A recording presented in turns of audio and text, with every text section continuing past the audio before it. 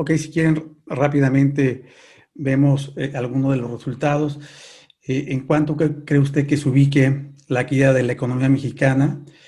Pues la mayor parte, 40%, estima que vaya a caer entre 10 y 12%, lo cual coincide con nuestra óptica. Pregunta número 2. ¿En cuánto cree que se vaya a ubicar la tasa de interés de referencia hacia finales del año? 41% de ustedes la ve en niveles de 4%, también coincidiendo con nuestra expectativa. ¿Cómo ven el precio del petróleo? La mayor parte de ustedes, el 51%, espera que se mantenga sobre estos niveles, es decir, entre 38 y 39 dólares por barril. ¿Ok? El mercado bursátil lo están viendo con un rendimiento positivo en cercano al 5%, es decir, alrededor de los 39,000, 40,000 puntos. Y la última pregunta, ¿qué porcentaje de su patrimonio lo invierte en bolsa? Pues la mayor parte no está invirtiendo en bolsa y seguido por menos del 20%. Bueno, pues muchas gracias por participar en esta encuesta. Vamos a estar tocando estos temas un poquito más adelante, ¿ok? De manera tal que, bueno, podemos iniciar con la presentación, ¿ok? Muchas gracias nuevamente por participar. Vamos a iniciar esta charla presentándoles un par de videos que seguramente a muchos de ustedes les va a resultar familiar y que al final del día nos van a ayudar a entender por qué está la economía mexicana hoy como está. ¿Ok? Veamos, por favor, el primer video. Como país de contrastes, ha estado acostumbrado a administrar carencias y crisis.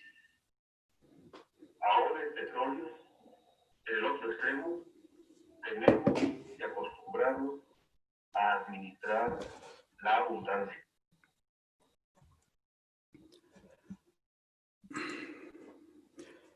Bien, este es el presidente José López Portillo, quien estuvo a cargo del gobierno federal de 1976 a 1982.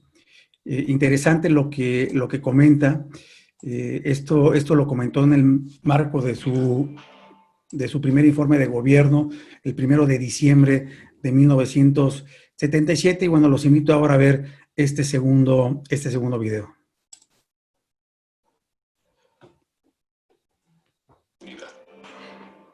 Como país de contrastes, ha estado acostumbrado a administrar carencias y crisis.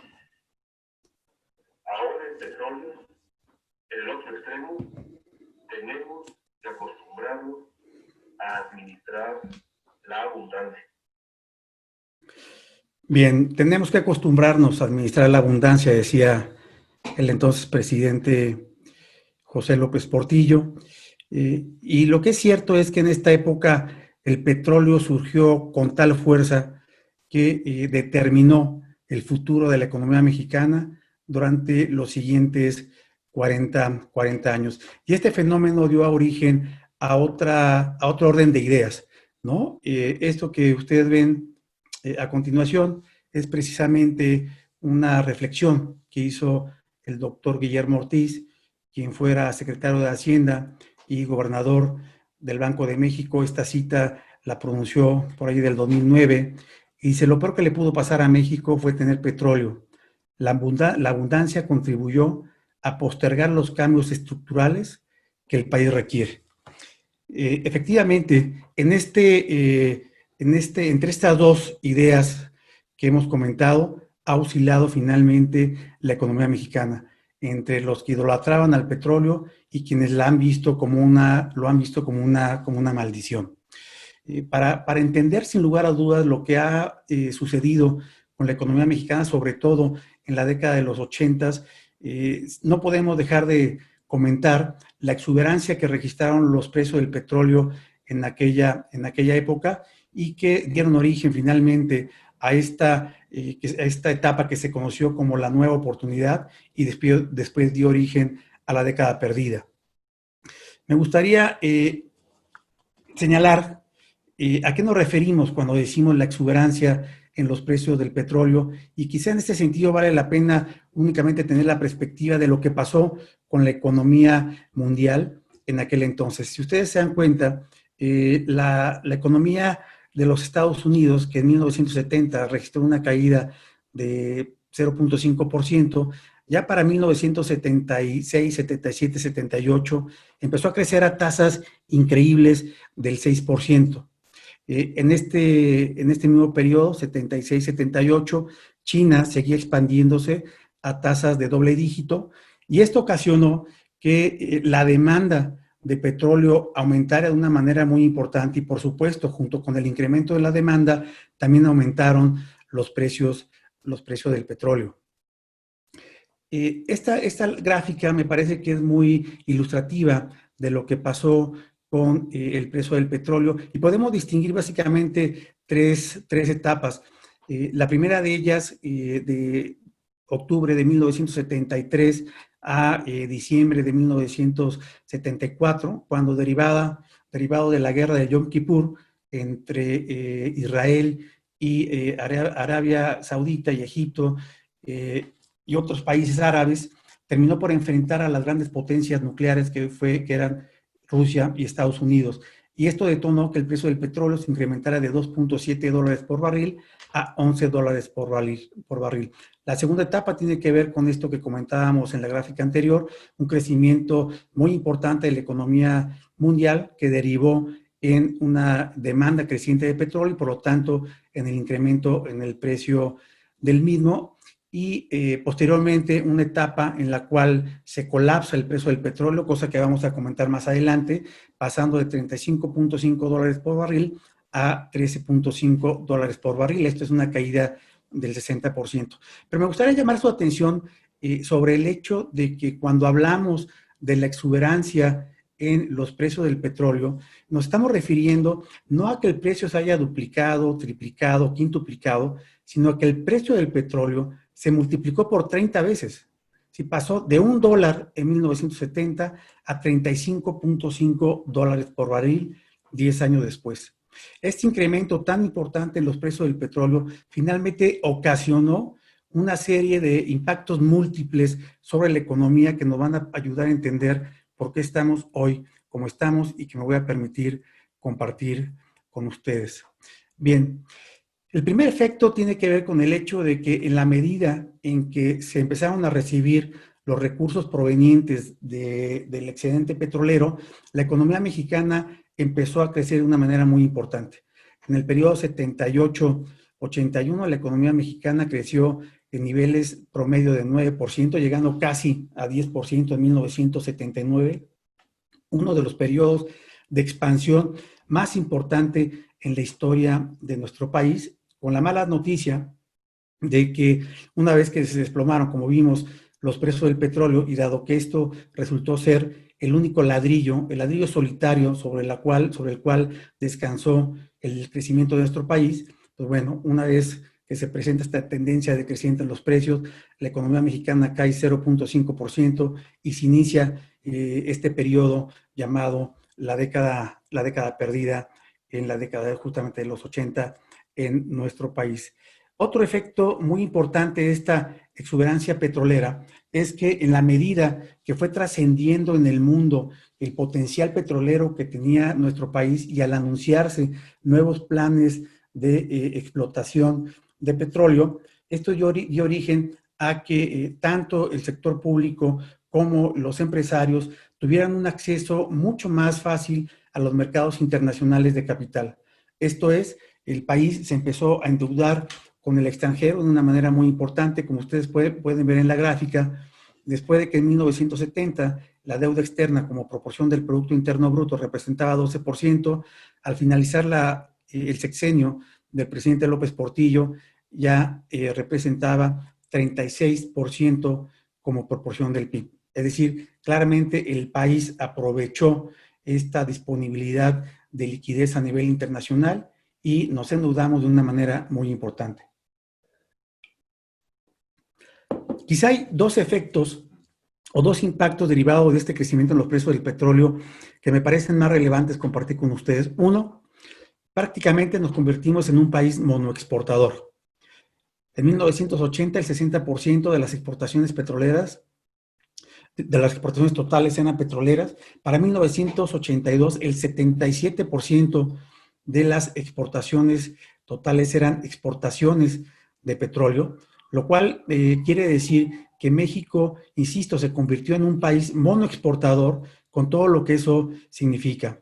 A partir de 1994, particularmente a partir del 1 de enero de 1994, con la entrada en vigor del Tratado de Libre Comercio, las cosas empiezan a cambiar. México empieza a tender a ser un país más manufacturero y la dependencia del petróleo empieza a disminuir al grado tal que al cierre del año pasado, las exportaciones o las ventas petroleras únicamente representaron 6% de las exportaciones totales. Esto me parece que es muy importante que lo tengamos presente, porque ustedes recordarán que hace tan solo un par de meses los precios del petróleo, los precios internacionales del petróleo, por primera vez en la historia tuvieron cotizaciones negativas, ¿ok?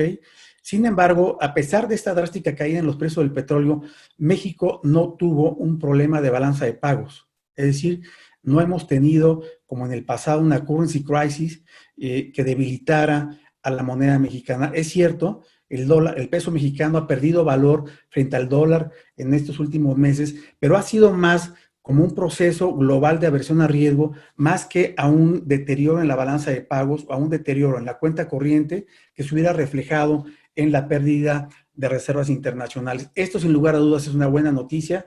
Hoy México es un país mucho más sólido desde el punto de vista de balanza de pagos. Tan es así que shocks como los que vivimos hace un par de meses, con precios del petróleo por debajo de menos $30, no tuvieron un impacto, insisto, sobre el sector externo de nuestro país. Y eso fue gracias, entre otras cosas, a que México es hoy un país mucho más diversificado. Otro efecto, sin lugar a dudas, muy importante es que las finanzas públicas se petrolizaron, es decir, una creciente proporción de los ingresos del sector público dependían de las ventas del petróleo. En 1970, los ingresos petroleros como proporción de los ingresos totales representaban solamente el 7%. Esta proporción fue creciendo de la mano del crecimiento en los precios del petróleo hasta representar 45% en 1984. Es claro que en los siguientes años esta dependencia ha venido disminuyendo. Al cierre del año pasado, solamente el 18% de los ingresos del sector público dependían de los ingresos petroleros. Sí ha bajado, hay que decir que sigue siendo una proporción de todos modos todavía alta, ya que pues, depende al final del día del precio de un producto que es altamente volátil, como lo es el petróleo. Me gustaría aquí compartirles una cita en este momento que estamos hablando del petróleo, que rescaté del jeque Yamani de Arabia Saudita. Esta cita la dijo hace 20 años en el seno de la Organización de Países Exportadores de Petróleo. El jeque Yamani comentó: la edad de piedra terminó y no porque faltaran piedras, la edad de petróleo terminará y no porque se acabe el petróleo, sino porque surgirán fuentes alternativas de energía. Claramente el mundo está tendiendo hacia energía no fósil, hacia energía renovable, y me parece que eso eso explica el por qué hoy el petróleo a nivel mundial tiende a ser menos importante. No obstante, en aquel entonces, la fuerte expansión de la economía mundial derivó en un fenómeno que en aquel momento no se mapeó.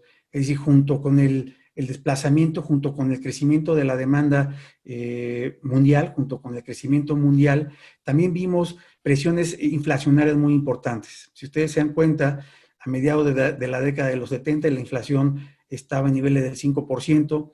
Para 1980 la inflación ya era de 20%, de 15%, es decir, se multiplicó por 3 veces la inflación, y esto dio origen a que los bancos centrales, particularmente la Reserva Federal de los Estados Unidos, instrumentara una política monetaria altamente restrictiva, caracterizada por incrementos en la tasa de interés.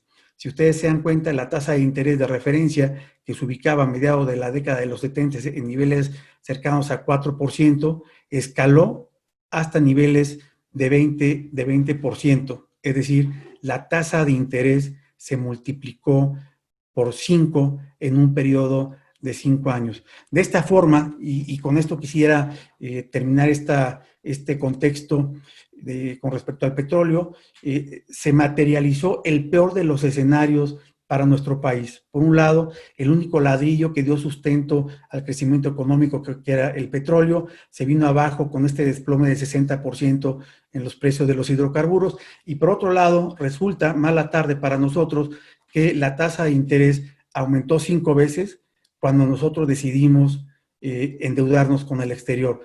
Este efecto conjunto ocasionó que México entrara en una de las crisis más prolongadas de su historia, que es esta llamada década perdida. Y seguramente muchos de nosotros nos hemos preguntado, ¿y por qué México en la coyuntura actual no ha reaccionado como otros países para detener el impacto, para contener el impacto económico de la pandemia? Y la respuesta justamente la acabamos de ver.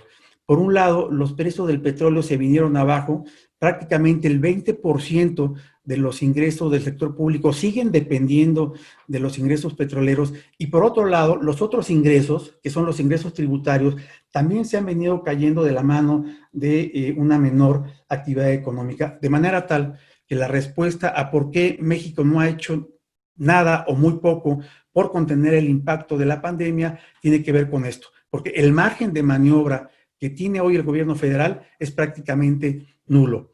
Llama la atención, si ustedes se dan cuenta en esta gráfica, que los países ricos, Reino Unido, Francia, Alemania, Estados Unidos, por supuesto, son los que más se han invertido en paquetes de ayuda para contener el impacto económico de la pandemia. Y por el otro lado, los países en vía de desarrollo, los países emergentes, ni siquiera llegan al 5% de recursos canalizados a este tipo de paquetes como proporción del Producto Interno Bruto, y desafortunadamente, al menos en este universo de países, México se encuentra en un penoso penúltimo lugar, canalizando únicamente 0.7% del Producto Interno Bruto a programas de ayuda a la actividad económica. Insisto, una muy mala noticia el hecho de que México no tenga la capacidad de inyectar más esteroides a la economía mexicana. Y en la medida en que el sector público no ha podido hacer nada para contener este impacto, la política monetaria ha tenido que salir al rescate en estos últimos meses. Si ustedes se dan cuenta, en lo que va del año, el Banco de México se ha reunido en 5 ocasiones.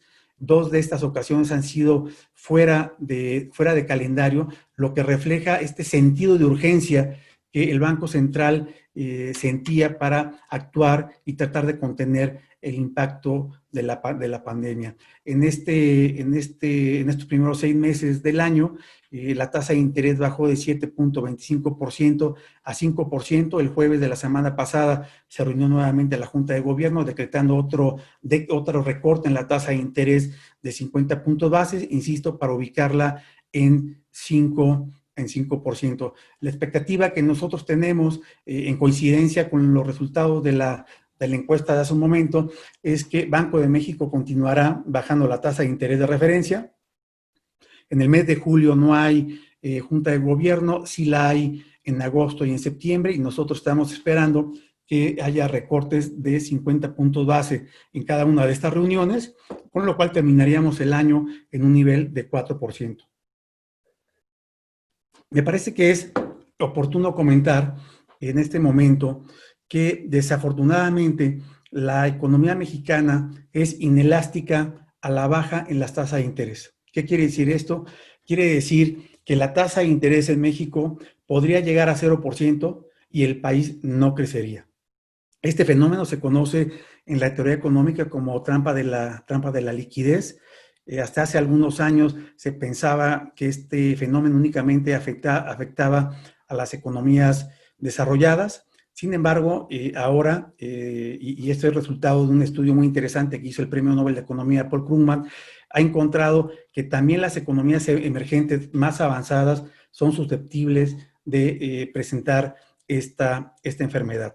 ¿Qué quiere decir esto? Quiere decir que una economía no va a funcionar, aunque la tasa de interés sea muy baja, si no viene acompañada de una política fiscal que sea igualmente expansiva, cosa que, como acabamos de ver, no sucede en nuestro país. De manera tal que con una política fiscal inexistente y con una política monetaria insuficiente, México va a recibir el impacto total de la pandemia en este 2020. Desde nuestro punto de vista, la economía mexicana va a registrar una contracción de 10% en este 2020, lo que será la segunda caída más importante de la economía mexicana en toda su historia. Solamente después de la caída del PIB registrada en 1932, cuando el PIB, resultado de la Gran Depresión del 29 en Estados Unidos, cayó 15%. La última encuesta de Citibanamex arroja que en promedio los analistas están esperando una contracción de 8.4%. Me parece que es altamente probable que en la medida en que vayan saliendo nuevos indicadores, esta expectativa va a empezar a gravitar alrededor del 10%. Y hay instituciones como JP Morgan que están esperando una caída de 10.5%, y el propio Fondo Monetario Internacional la semana pasada dio a conocer sus expectativas de crecimiento para todo el mundo y ubica a México con una caída igualmente de 10.5%. La mala noticia, insisto, estamos atados de mano y desafortunadamente veremos un impacto dramático sobre la economía de nuestro país. Pero el mal desempeño, y esto hay que decirlo, el mal desempeño de México se asocia no exclusivamente al tema de la pandemia. Por supuesto que eso es la gota que derramó el vaso de agua, pero la desaceleración del país viene de tiempo atrás, viene cuando menos desde el año pasado. Lo que ustedes ven aquí es justamente la inversión fija bruta en México, y vemos que al cierre del primer trimestre, en marzo, se registró una caída en la inversión de 3.1%, con lo cual se ligan 2 meses consecutivos con caídas superiores al 3%, fenómeno que no se presentaba en México desde el 2011.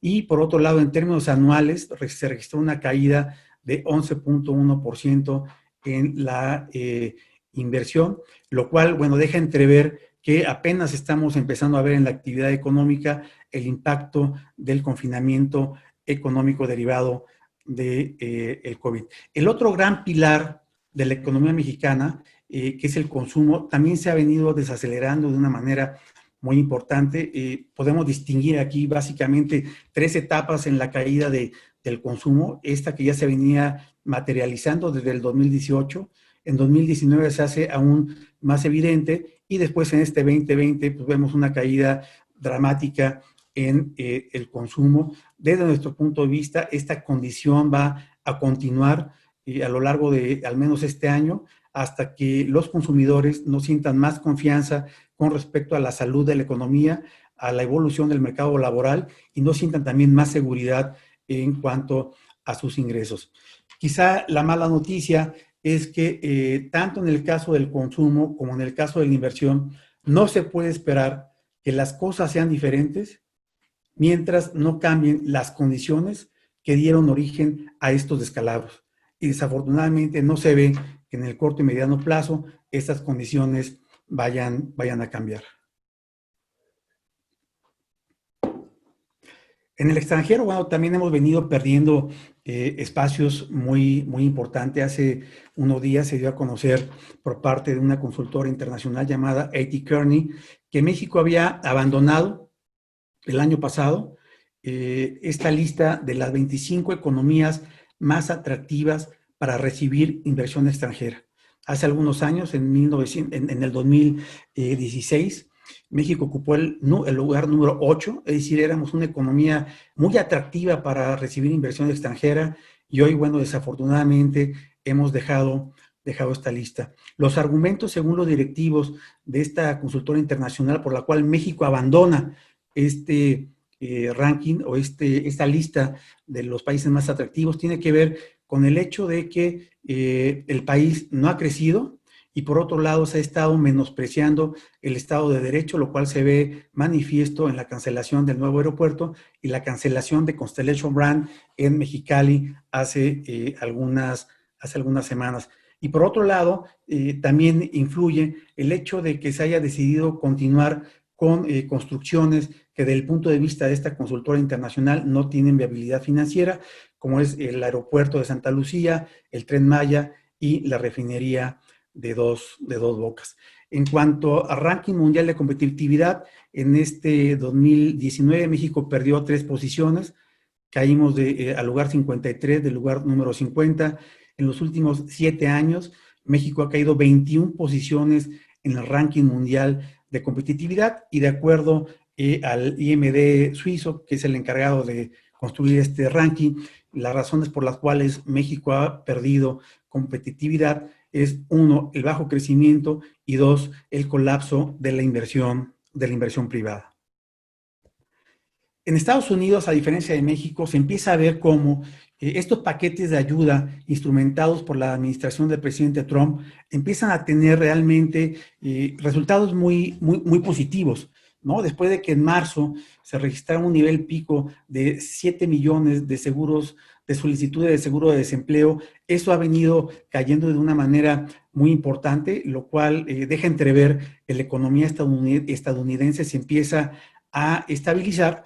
Y de manera consistente con esta caída en la solicitud de seguros de desempleo, la tasa de desempleo también viene cayendo. Después de alcanzar un pico de 14.7% en marzo, pero en abril, en mayo ya era de 13.13% y se ve una tendencia que podría derivar en que se lograran los niveles pre-COVID justamente hacia finales de año, lo cual sería una extraordinaria noticia. Y estos dos elementos que estamos comentando, una menor cantidad de solicitudes por seguro de desempleo y una caída en la tasa de desempleo, se ha visto reflejada en un consumo simplemente extraordinario.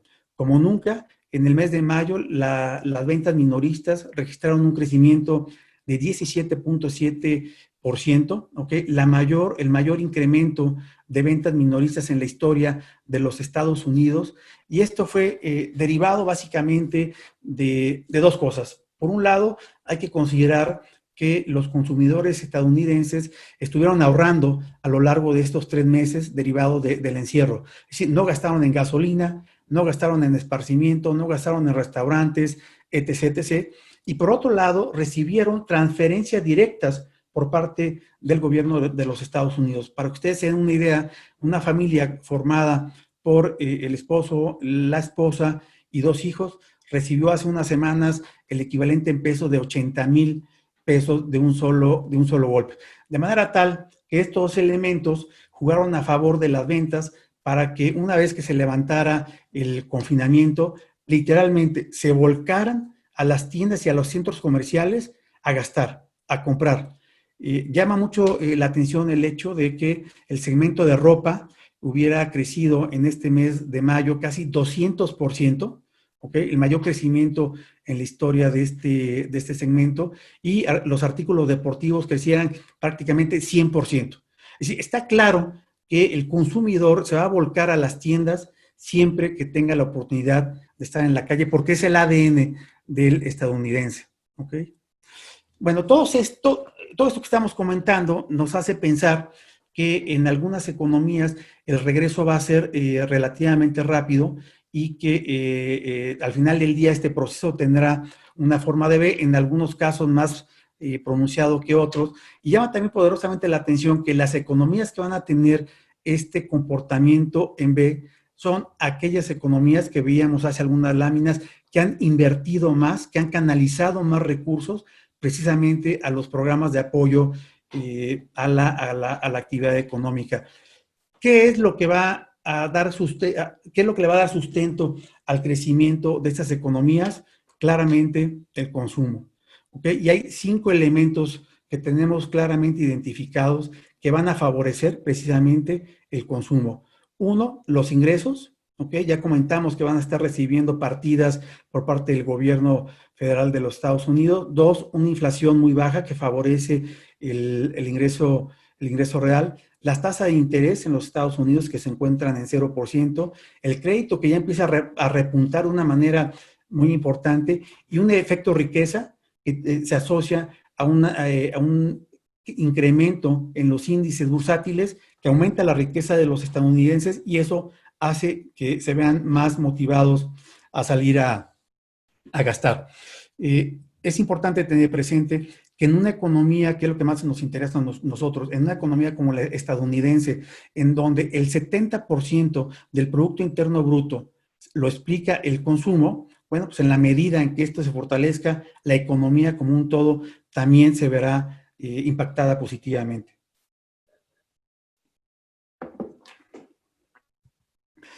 Bien, déjenme pasar rápidamente al tema de mercados financieros. Y aquí hay quizá algunos temas que vale la pena comentar con ustedes.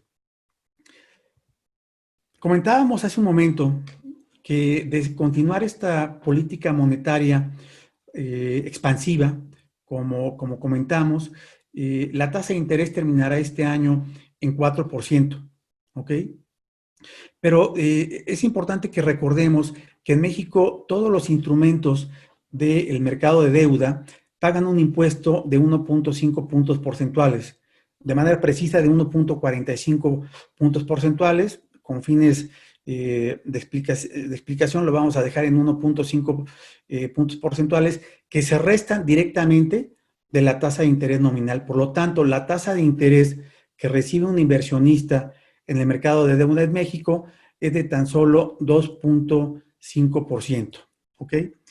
Si a este 2.5% le restamos la inflación, que el mes pasado fue de poco más de 3%, ¿ok? Entonces tenemos que la tasa de interés real en México hoy es del 0, un poquito más allá del 0%. Pero es importante también destacar que ninguno de los que estamos aquí conectados en este webinar tiene la estructura de la canasta básica y por lo tanto su inflación es significativamente mayor al INPC, ¿no? Se calcula que para los estratos medios y altos de la economía la inflación se ubica entre 10 y 12%, por lo que en realidad la tasa de interés real que hoy está recibiendo un inversionista que invierta en el mercado de deuda es de menos 10.5%, es decir, estas inversiones o este patrimonio está perdiendo un poder adquisitivo enorme por estar en este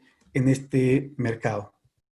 En cuanto al mercado bursátil en México, lo que podemos concluir es que con una caída del 10% en el Producto Interno Bruto, ¿ok? Lo que vamos a observar es que el balance de las empresas en general y particularmente el balance de las empresas que cotizan en bolsa, salvo contadas excepciones, se va a hacer más pequeño, ¿ok? Esto quiere decir que los precios objetivos de estas empresas serán también cada vez más bajos y por lo tanto el rendimiento asociado a estas emisoras pues típicamente será también menor. Esta es una encuesta que se realizó hace poco con respecto a cuál es el estimado que tienen algunas casas de bolsa con respecto al cierre del mercado bursátil. En promedio lo están viendo alrededor de 39,000, 40,000 puntos, lo cual nos llevaría a un rendimiento promedio en el segundo semestre del año de 4.9%, muy por abajo de la expectativa que se puede tener en otros mercados. De manera tal que desde el punto de vista de inversión, desafortunadamente, insisto, salvo muy pocos activos, el mercado mexicano se ve poco atractivo. ¿Qué es lo que pasa en el mercado estadounidense? Bueno, allá la situación es totalmente diferente, ¿no? Si bien es cierto,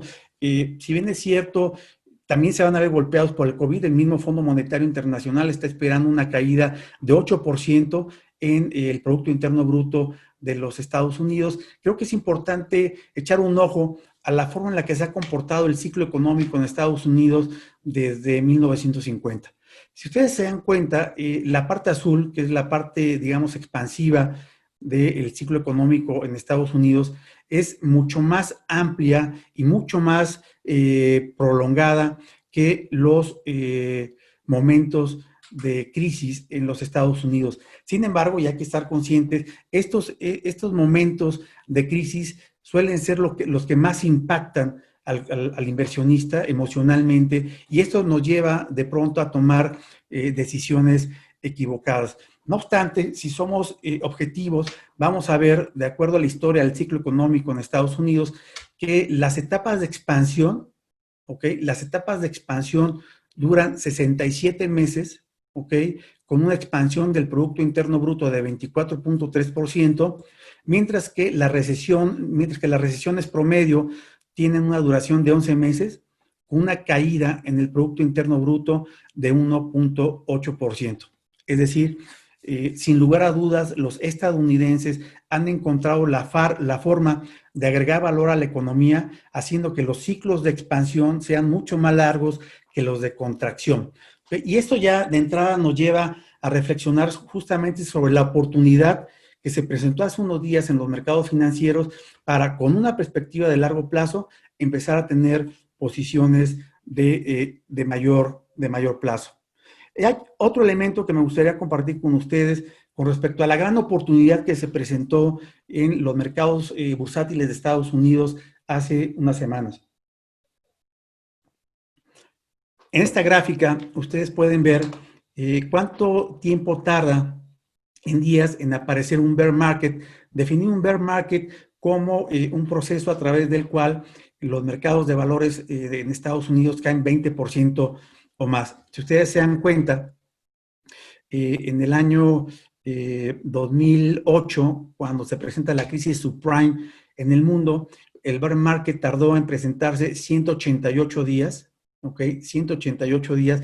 En promedio, un bear market ha tardado 171 días en aparecer, y en este 2020, ¿ok? Cuando se da el confinamiento en los Estados Unidos, el bear market aparece solamente después de 16 días. Es decir, la caída en los mercados bursátiles en Estados Unidos fue bestial, y eso nos hizo pensar que se podía presentar un fenómeno relacionado con la tercera ley de Newton, que dicen que a toda acción corresponde una reacción de igual fuerza, pero en sentido opuesto.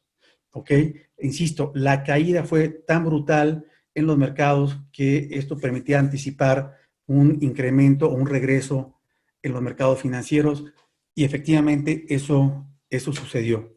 ¿Ok? Después de una caída muy importante, ¿ok? Vimos un salto en el mercado de valores que nos hizo recordar a ese legendario jugador número 23 de los Chicago Bulls, Michael Jordan, que parecía que volaba cuando iba a encestar, y es justamente lo que pasó. El mercado de valores voló prácticamente en los Estados Unidos, registrando un incremento de 50% en poco más de un mes. Y me parece que es pertinente detenernos un poco para preguntarnos cuánto de los que estamos aquí decidió vender su posición en el mercado accionario porque se apanicó ante esta caída. ¿Cuántos inversionistas decidieron quedarse líquidos y pagar por ver? ¿Cuántos de estos inversionistas siguen líquidos y se perdieron este incremento? ¿Cuántos de los que estamos aquí tuvo en su patrimonio un crecimiento de 50% en un mes? ¿Cuántos de nosotros finalmente se vieron afectados en sus emociones por esta caída en los mercados financieros? Y habrá que decir, habrá inversionistas que supieron aprovechar esta coyuntura, esta gran oportunidad que presentó el mercado bursátil, y efectivamente pudieron registrar este incremento en su patrimonio de 50%. ¿Okay?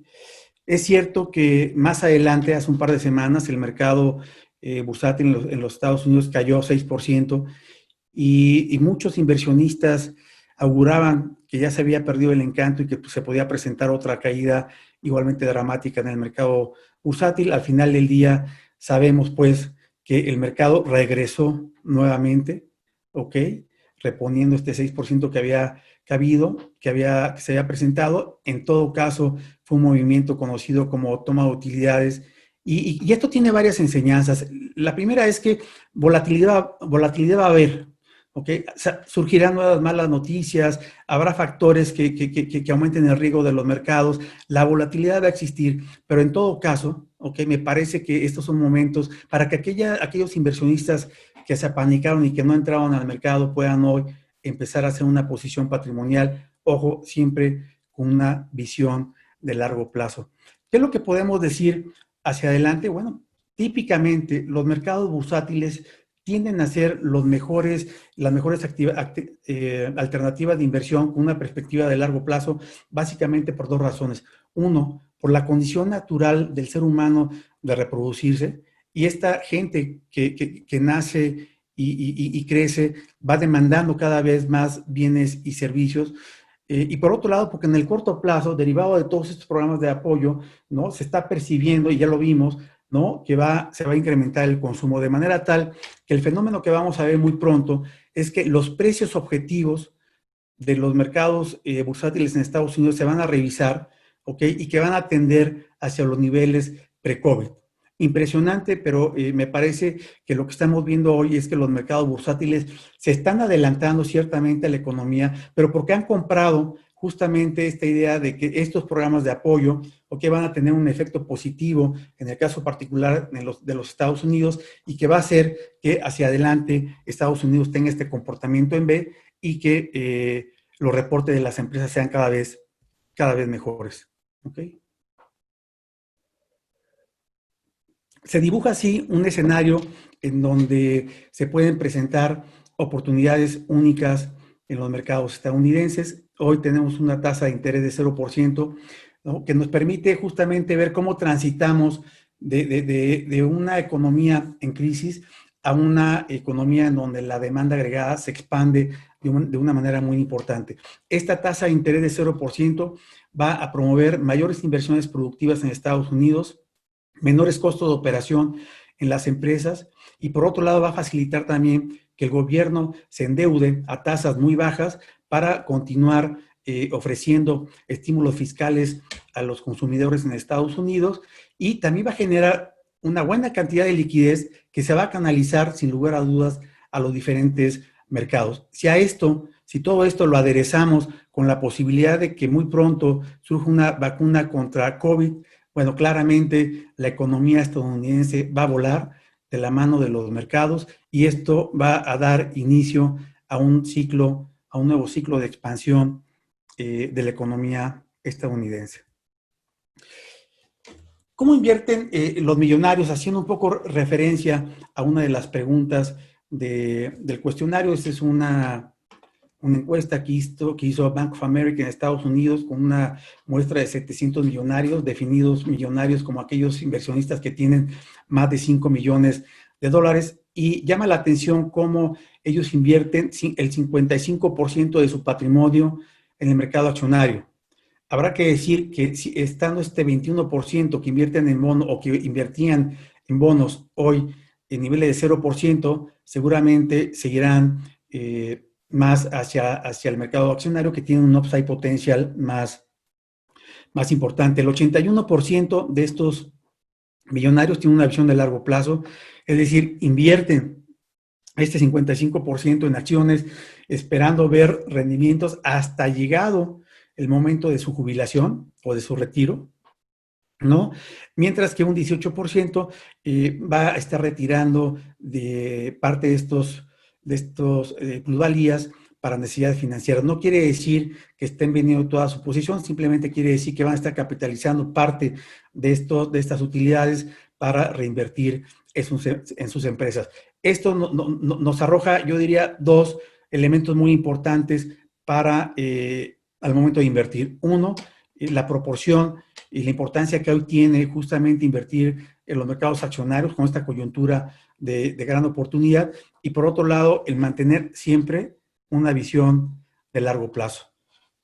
Me gustaría compartirles esta cita de André Costolani. André Costolani fue un financiero húngaro que se hizo millonario invirtiendo en los mercados de valores de Francia y de Alemania, que dice: compre acciones, tomes unas pastillas para dormir durante 20 o 30 años y cuando despierte, voilà, será millonario. ¿Okay? Esta cita me parece que hace justamente honor a esta tesis del gobierno del mercado bursátil, que es justamente el largo plazo. En algunas claves que nos pueden ayudar a hacernos millonarios: una, hay que ser disciplinados. No existe un solo método, una metodología para hacerse rico. Lo que hace la diferencia es la disciplina con la que se aplica. Dos, no perdamos de vista el carácter de largo plazo del mercado bursátil. Tres, diversifique, que es la única forma de minimizar el riesgo. Manténgase invertido. Ya veíamos hace un momento que esta tesis de voy a pagar por ver, no hace mucho sentido. La liquidez sirve si se va, o es útil si se va a utilizar para aprovechar estas oportunidades que presentan los mercados. Rebalancee su portafolio, que es la mejor forma de hacer honor a la principal tesis de las finanzas, que es comprar barato y vender caro, y finalmente sea consistente con su perfil de inversión. Me gustaría, para finalizar, simplemente presentarles el fondo Sendero, un fondo que pronto estaremos lanzando al mercado, un fondo de equity global que se basará básicamente en dos pilares. Uno, la utilización de la inteligencia artificial para diversificar los portafolios, y en un proceso de inversión disciplinado. Lo que estamos buscando con este fondo es que los inversionistas estén tranquilos, sabiendo que su patrimonio está siendo administrado de manera profesional.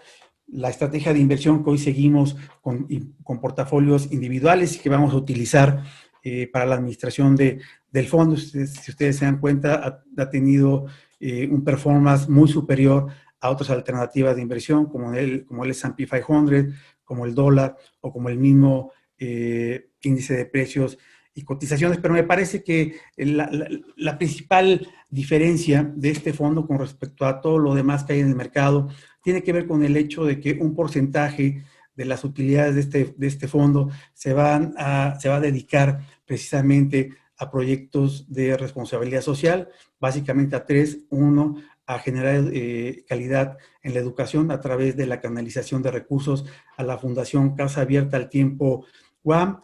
Dos, a proyectos de equidad de género a través del Fondo Semillas.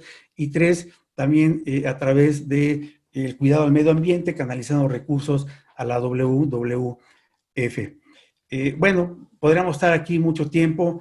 Yo dejaría hasta aquí mi presentación, querido Eduardo. Con mucho gusto te cedo la palabra para continuar. Adelante. Gracias, Manuel. Muy interesante el hilo de tu presentación para explicarnos dónde estamos, cómo estamos y por qué estamos donde estamos. Tengo muchas preguntas, pero le voy a dar obviamente al público la palabra, porque pues para ellos es este webinar. La primera pregunta, Manuel, ¿qué dirías de las expectativas de una baja del mercado después de las elecciones estadounidenses? 12 años de alzas continuas, bueno, con el tropiezo que tuvo hace unos meses, sin toma de utilidades, con las valoraciones de muchas empresas desde un punto de vista caras. ¿Qué opinas? Yo creo que aquí hay dos elementos importantes. Uno, primero, ¿quién va a ganar las elecciones en Estados Unidos?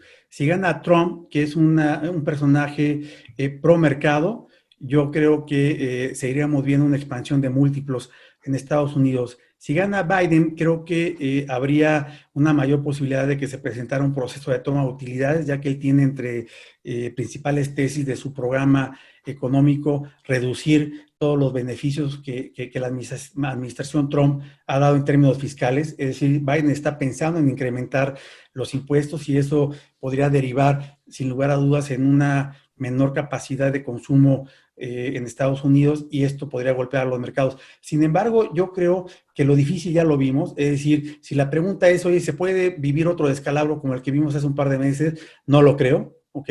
No veo que se presente otro descalabro de esa naturaleza y en todo caso yo vería, si se regresa al mercado, una maravillosa oportunidad para invertir, para meterse, insisto, con una visión de largo plazo. Interesante. Ahora Biden va arriba en las encuestas, mi querido Manuel. No sé si... Sí, lo sé. Sí, sí, hay que tenerlo mapeado, no lo descarto, hay que tenerlo mapeado, por supuesto. Ok. ¿Cuál es la mejor recomendación para la generación de los baby boomers que ya estamos cerca de la etapa de jubilación o cercana a ella? ¿Qué nos dices? Sí, yo creo que como comentaba hace un momento, lo mejor es la diversificación. ¿Ok? Yo creo que los baby boomers en Estados Unidos, la verdad es que invertir al 0% no les va a hacer mucho sentido, pero seguramente estos baby boomers estarían buscando algún mercado que les resultara un poco más atractivo. ¿Ok? Y creo que en México se puede ver beneficiado porque claramente invertir al 5% es mejor que invertir al 0%. ¿No? Me da la impresión de que los grandes manejadores estadounidenses estarán buscando canalizar la parte de fixed income de los baby boomers a mercados como el mexicano y dejar la parte de equity en Estados Unidos por el upside potencial que tiene. No hay otro mercado, cuando menos en América, que tenga, digamos, ese atractivo que todavía tiene México, ¿no? Recordemos muy rápido que en Perú, por ejemplo, la tasa de interés es de 0.25%, en Chile es de 0%, es decir, las tasas incluso en América son extremadamente bajas, no digamos en Europa, y México digamos que tiene todo ese plus para poder captar estos recursos de los baby boomers estadounidenses, ¿no? ¿No tienes temor a un rebrote de la pandemia en Estados Unidos hoy? El zar de la pandemia, el señor Fauci, habló de que podría llegar a 100,000 contagios diarios esa nación y que esto pudiera volver a cerrar algunas actividades y frenarla de nuevo. Sin lugar a dudas es un riesgo. Yo me quedo con dos declaraciones, la del presidente Trump y la del el secretario del Tesoro estadounidense que dijeron, señores, no vamos a volver a cerrar la economía aunque exista un rebrote del COVID, ¿no? Creo que tienen muy mapeado el costo que ha tenido desde el punto de vista económico este confinamiento. No digo que sea bueno ni mucho menos, simplemente digo que es lo que ellos piensan. Claramente habría un efecto en caso de haber un rebote, porque aunque no cierren oficialmente las actividades, claramente tanto las inversionistas como los consumidores tendrían a resguardarse nuevamente en casa, igual no tanto como hace un par de meses, pero claramente se resguardarían y esto le podría pegar al consumo. Sí creo que es un factor de riesgo importante, sí creo que de materializarse habría un ajuste en los mercados. No me espantaría, desde mi punto de vista sería un maravilloso momento para entrar nuevamente con esta perspectiva de largo plazo. Manuel, un poco en el ámbito local, vimos el resultado de la encuesta que tú presentaste, vimos los porcentajes de los millonarios que invierten en bolsa. Hay una brecha enorme. ¿Por qué en México no se invierte en bolsa? ¿Cuál es tu reflexión sobre esto? Mira, yo creo que son muchas cosas. En Inglaterra, por ejemplo, en Reino Unido, por ejemplo, los multimillonarios invierten 75% de su patrimonio en bolsa, ¿no? Frente al 55% en Estados Unidos.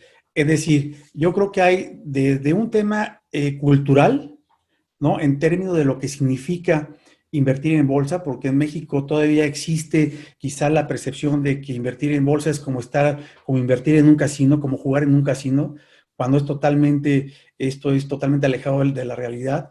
Insisto, hay un tema de cultura financiera. Creo que también hace falta mucha intermediación, es decir, desde hace 10 años no ha aumentado realmente el número de cuentas en casas de bolsa y esto es algo que hay que atender desde el punto de vista institucional. Y por otro lado también tiene que ver, Eduardo, una cuestión de rentabilidad. Y déjenme ponerlo en estos términos. en los últimos 5 años, el rendimiento promedio del mercado bursátil en Estados Unidos ha sido de 30% al año. 30% al año. En México, en los 5 años, el rendimiento de la bolsa ha sido de 5%. Entonces, claramente la gente ve asociado un factor de riesgo desde el punto de vista de gobierno, por lo que comentábamos hace un momento, esta falta de atención al Estado de Derecho, ¿no? Pero también porque la economía no crece. Es decir, el promedio, hasta el 2018, la tasa de crecimiento promedio de la economía mexicana fue de 2.3%. 2.3%, ¿no? El año pasado ya la economía cayó 0.1% y este año va a caer 10%. Y el año que entra, aunque crezcamos 3%, en el overall seguiremos abajo 7% del punto de vista patrimonial. Entonces, tampoco creo que haya un aliciente muy fuerte para que en México se invierta en bolsa. Creo que hay que actuar en diferentes frentes para poder generar justamente una inversión patrimonial en nuestro país a través del mercado de valores. Exacto. Te preguntan, de unos meses para acá ha habido una correlación inversa entre el tipo de cambio peso-dólar y los índices accionarios norteamericanos. ¿A qué se debe y crees que esto va a continuar? Bueno, a ver, aquí hay varios temas importantes, interesantes, ¿no? En Estados Unidos, efectivamente, las bolsas han estado subiendo de manera consistente en los últimos años.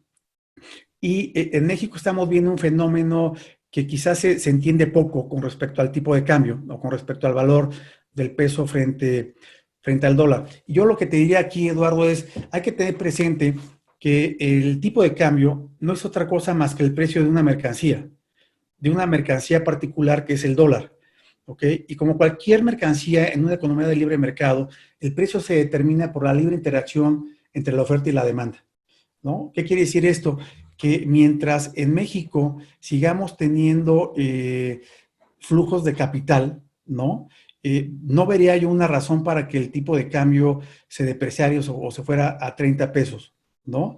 Sí tendría mucho cuidado hacia adelante en cuanto a lo que pueda suceder con el grado de inversión, ¿ok? Si llegáramos a perder el grado de inversión, todos los fondos globales dedicados tendrían que salirse de México y esto sí ocasionaría una fuga de capitales y un problema severo en la balanza de pagos. Y aquí sí, desde el punto de vista fundamental, veríamos una afectación del peso, ¿no? Hoy por hoy, como comentaba hace un momento, con tasas de interés al 5%, que aunque han bajado son mejores que el 0%, y mientras el inversionista estadounidense no vea que hay una revolución en México, pues va a seguir, y tengamos grado de inversión, pues va a seguir viniendo al país, ¿no? En el corto plazo no vería yo una pérdida de valor del peso frente al dólar, aunque sí volatilidad, pues, no sé, a lo mejor en el rango de entre los 22 y los 24 pesos, ¿no? Correcto. En tu presentación, Manuel, hablaste de la falta de margen de maniobra del gobierno actual para poder inyectar recursos a una economía en franca desaceleración, pero también hablaste de que Estados Unidos le está metiendo una cantidad de recursos muy grandes. El presidente Andrés Manuel López Obrador aquí como que se ha colgado de ese gasto que está haciendo el gobierno estadounidense para esperar que la economía mexicana la jale, la economía estadounidense. ¿Coincides a unas cuantas horas de que dé inicio el Tratado de Libre Comercio, de que ese puede ser una pequeña luz al final del túnel? Mira, es un buen punto. Yo me quedo con una declaración de Martín Werner del Banco Mundial la semana pasada y dijo, la entrada en vigor del TEMEC va a ser positiva, pero no suficiente para que el país crezca, ¿no? Si esto hubiera sido así, pues en los últimos 20 años que hemos tenido el Tratado de Libre Comercio, pues México hubiera crecido igual, no más, pero igual que los Estados Unidos. Recordemos que Estados Unidos hace 2 años estaba creciendo más del 4%, o sea, era una locomotora, ¿no? Y cuando Estados Unidos estaba creciendo al 4%, y nosotros con el Tratado de Libre Comercio, pues simplemente no crecimos, ¿no? Lo cual me parece que el país requiere algo más. Por supuesto que es positivo, no lo menosprecio ni mucho menos, pero lo que quiero decir es que no va a ser suficiente para que México crezca. Yo me quedo con una duda, y es pregunta mía a lo largo de tu presentación, de que hablaste de que el gobierno mexicano no tenía margen de maniobra. Algunos economistas han dicho que sí la tiene. Tenemos una deuda contra el PIB del 45, podríamos elevarla un poquito al 58, 60, y sé que hay un trade-off entre endeudarte, los intereses futuros, pero no se te muere el paciente, que es lo que parece que está ocurriendo Sí. con la mexicana. ¿Tú coincidirías que podría haber este margen de maniobra si lo utilizara inteligentemente el actual gobierno? Que tal vez es Sí. mucho. No, fíjate que estoy totalmente de acuerdo contigo. Yo creo que le acabas de dar al clavo. En este mismo artículo que escribió Paul Krugman hace un par de semanas, Paul Krugman lo que dice es, lo que escribió es, si yo fuera el secretario de Hacienda de México, gastaría más y me endeudaría más, ¿no? Es decir, cuando yo decía que tiene un margen de maniobra relativamente estrecho, me refería al flujo, al flujo de efectivo. O sea, ese no lo tiene por todo lo que platicamos durante la presentación, pero claramente podría endeudarse. Coincido contigo, yo creo que si en algún momento vale la pena endeudarse es ahora, ¿no? Porque tienes que sostener toda la actividad económica, ¿ok? Y eso te va a llevar a un mayor déficit, pero como tú bien dices, es mejor tener déficit con una economía que crece, ¿no? Que tener un balance fiscal equilibrado, pero con una economía que cae 10%, ¿no? Eso me parece un sinsentido. Coincido contigo, yo creo que lo que México debería hacer sería eso, endeudarse, ¿ok? Uno, dos, inyectar esteroides a la economía mexicana y tres, hacer una reforma fiscal que te permita corregir el déficit. Creo que esa sería la receta. Ahí me ganaste, porque sí, un poco también la historia que nos platicas del petróleo y cómo éramos un país monoexportador, lo cambiamos, pero el gobierno no ha cambiado sus finanzas, depende todavía de eso. Ahí hace falta una reforma, que no es más que una reforma fiscal probablemente, y no, bueno, algunas autoridades hablan de ella, el presidente nada, pero sí creo que es importante, ¿no? Nada más para puntualizar justamente esto que estás comentando, Eduardo. El mes pasado, los ingresos petroleros del gobierno federal cayeron 77%. Perdón, los ingresos petroleros cayeron 77%, que representan el 20%, como veíamos durante la presentación, y los ingresos tributarios cayeron 17%, ¿no? Que representan el otro 80%. Entonces, pues simplemente desde el punto de vista de flujo, no te dan las cuentas y llegamos otra vez a la misma conclusión, ¿no? Hay que endeudarse para sacar al güey de la barranca. Pues Manuel, me quedo con esa frase y con esa reflexión. Te piden mucho tu presentación. No sé si quieras compartir un correo con quién se comunican para que la puedan obtener.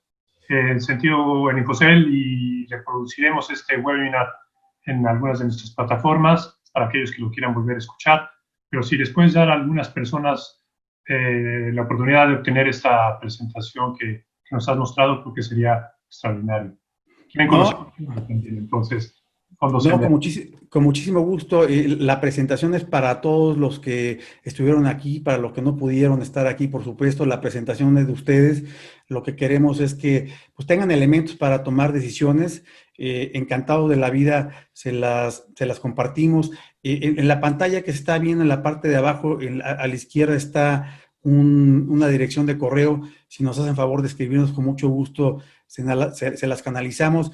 Y la idea de la presentación era únicamente contribuir a darles más elementos para una toma de decisiones inteligentes, a tener una perspectiva diferente de lo que estamos viviendo en el país, y por supuesto que estamos a la orden si quieren que platiquemos con más detalle sobre alguno de los tópicos. Felices de la vida, yo me puedo quedar aquí horas y horas hablando de economía y finanzas.